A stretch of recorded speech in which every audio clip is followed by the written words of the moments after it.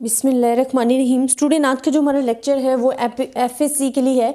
Chapter number 3 है, lecture number 11 है, desirable qualities of a good average. Student, हम जो चैप्टर पढ़े हैं वो हमारे पास है measure of location, measure of central tendency, measure of position. They are the 3 names of central tendency के हैं, ठीक है। इसको पोजीशन भी कहते हैं, एवरेज भी कह रहे होते हैं, लोकेशंस भी कह रहे होते हैं, मेजर ऑफ सेंट्रल टेंडेंसी भी कह रहे होते हैं। हम क्यों कहते हैं? क्योंकि आपने जो प्रीवियस चैप्टर पढ़ा है प्रेजेंटेशन ऑफ डेटा, उसमें हमने प्रेजेंट करने के तरीके मेथड पढ़े हैं, जिसमें हम अपने डेटा को रिप्रेजेंट करते हैं, जो कि रॉ फैक्ट्स एंड फिगर की सूरत में होता है। आप उसको फ्रीक्वेंसी में और different classification, tabulation, graph and diagrammatically show करते हो। अब हमने पढ़ा था कि जो एवरेज होती है वो जो आपका डेटा होता है उसको, उसकी जो सेंट्रल वैल्यू है उसको रिप्रेजेंट कर रही होती है, सेंट्रल पोजीशन को रिप्रेजेंट कर रही होती है, आपकी सेंट्रल लोकेशन को ओवरऑल डेटा के रिप्रेजेंट कर रही होती है। अब हमने डिफरेंट पढ़ी हैं, जिसमें हमारे पास अर्थमेटिक मीन है, ज्योमेट्रिक मीन है, हार्मोनिक मीन है, median and mode are the averages हैं, आर द गुड एवरेजेस हैं। बट अब हमारे पास हम इनको एनालाइज करेंगे कि जो डिज़ायरेबल क्वालिटीज़ होती हैं ना गुड एवरेज को फुलफिल करने के लिए, वो जो ये 5 एवरेजेस हैं उनमें से कौन सी जो एवरेजेस हैं उनके एडवांटेजेस कितने हैं, डिसएडवांटेज क्या है, क्या वो गुड एवरेज होने के तमाम रूल्स को फॉलो कर रही है या नहीं कर रही, अगर नहीं कर रही तो उसकी रीज़न क्या, ये तमाम चीज़ें हम इसमें डिस्कस करेंगे। फर्स्ट ऑफ ऑल तो मैं आपको डिस्कस करती हूँ कि अगर आपने गुड एवरेज देखनी है कि हमारे पास ये एवरेज गुड है तो उसमें क्या क्या खुसूसियात होनी चाहिए, क्वालिटीज़ होनी चाहिए, वो डिस्कस करेंगे। हम कहते हैं it should be clearly defined. एक तो आपके पास जो भी एवरेज हो ना वो क्या हो, क्लियरली डिफाइन हो, क्लियरली अंडरस्टैंडेबल हो, इजी हो, हम कहते हैं। एंड ये हमारे पास आ जाता है फर्स्ट के क्लियरली डिफाइंड हो। फिर हम कहते हैं it should be clearly defined preferably by a mathematical formula, so different person all working with the same data should get the same answer unless they are mistake in calculation. हम कहते हैं कि clearly defined कैसे कह रहे हैं कि अगर हम मैथमेटिकली फार्मूला अप्लाई करते हैं और ये mathematical formula not only doing the work of a one person, एक पर्सन नहीं कर रहा, बल्कि we have the lots of person and then they are doing the work on the data, एंड वो आपके पास डेटा का जो आंसर आएगा दे आर क्लियरली सेम होगा, ठीक है। वो बहुत जितने भी पर्सन करेंगे वो सेम होगा। इट्स मीन कि वो आपके पास जो एवरेज है वो क्लियरली डिफाइन है। अगर आंसर आपके पास सेम आ रहा है मैथमेटिकली फार्मूला अप्लाई करने से, आपके डेटा पे अगर डिफरेंट पर्सन अप्लाई करें तो वो आपके पास सेम आंसर आ रहे, तो ये क्लियरली डिफाइन। फिर हम कहते हैं it should be simple to understand. हमारे पास क्या होना चाहिए कि जो भी एवरेज हो वो सिंपल टू अंडरस्टैंड हो, कि हमें अगर समझनी पड़े तो बहुत ही आसानी से हमें समझ में आ जाए, तो सिंपल टू अंडरस्टैंड है।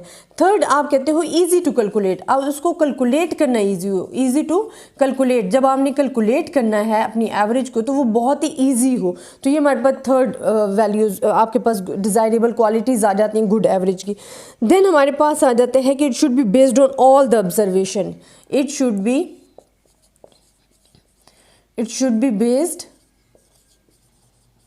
on all observation, कि जितनी भी आपके पास ऑब्जर्वेशन है ना, एक्स की वैल्यूज़ हैं या आपने जो भी डेटा कलेक्ट किया हुआ है, जो आपकी गुड एवरेज है वो उस सब को इंक्लूड करेगी, ठीक है। हाँ, तो हम कहते हैं it should be based on all the observation, कि वो तमाम ऑब्जर्वेशन, जैसे कि आप मीन को देख लो तो मीन हम कैसे फाइंड करते हैं, summation of X divided by N करते हैं ना, तो इसमें जो एक्स है दे आर द ऑब्जर्वेशन, ठीक है। हाउ मेनी ऑब्जर्वेशन, जितनी भी ऑब्जर्वेशन आपको गिवन है आप उसका सम लेते हो and then divided by N, तो हम कहते हैं it should be based on all the observation, वो आपकी तमाम ऑब्जर्वेशन पे बेस्ड करेगी। तो ये हमारे पास एक एग्जांपल होगी इसकी।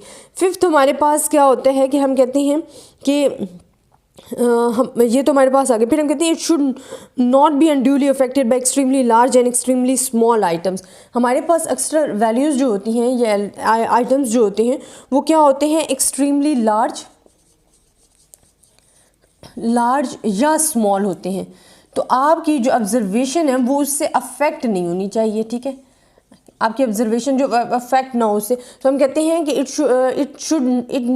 हम इसको जो डिस्क्राइब करें हम कहते हैं it should not be unduly affected by extremely large and extremely small observation, affect नहीं होनी चाहिए, ठीक है। अपनी वो जो वैल्यूज़ होंगी कि अगर एक वैल्यू आपकी एक्सट्रीमली लार्ज है और एक वैल्यू आपकी एक्सट्रीमली स्मॉल है, ठीक है, तो उस वैल्यूज़ से आपका डेटा अफेक्ट नहीं होना चाहिए। That is the qualities of the good average है।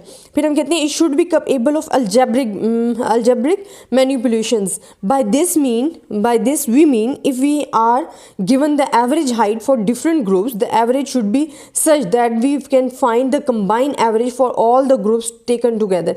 अच्छा ये क्या है, ये जो मैं आपको बताती हूँ कि मतलब क्या है इसका, capable of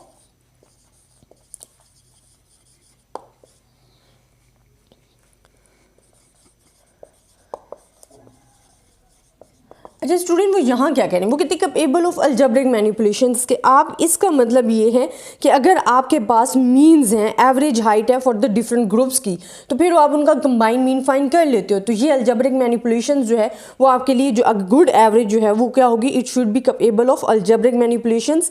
कि अगर आपके पास गिवन है एवरेज हाइट गिवन है फॉर द डिफरेंट ग्रुप की, average height it's means given है फॉर द डिफरेंट ग्रुप्स के, तो average should be such that we can find the combine average, तो हम उसकी कंबाइन एवरेज फाइंड कर सकते हैं। ठीक है, जैसे कि हम कंबाइन मीन फाइंड कर रहे होते हैं। एंड देन हमारे पास आ जाता है लास्ट पॉइंट कि it should have what is the sampling stability, what is called sampling stability, that is it should not be affected by fluctuation of sampling, कि ये अफेक्ट ना हो फ्लक्चुएशंस ऑफ सैम्पलिंग। अच्छा अब सैम्पलिंग क्या है student, sampling हम कहते हैं कि जब हम सैम्पल कलेक्ट करते हैं अपनी पॉपुलेशन में से, तो वो जो प्रोसेस होता है सैम्पल्स को सिलेक्ट करने का, that is called the sampling. Fluctuations of sampling क्या है कि वो कहते हैं कि उनमें जो चेंजेस आ रही होती हैं उससे अफेक्ट नहीं होनी चाहिए आपकी good average. So it's also a quality of good average है। तो ये आपने 7 पॉइंट जो हैं अपनी गुड एवरेजेस के लिए याद रखनी है। देन अब हम जितने भी हमने मीन्स और arithmetic mean, geometric mean, harmonic mean पढ़े हैं, इंशाल्लाह उनसे भी रिलेट करेंगे कि हमारे पास कौन सी एवरेज ज़्यादा गुड है। आई होप स्टूडेंट आपको मेरा लेक्चर पसंद आया होगा। तब तक के लिए अल्लाह हाफिज़।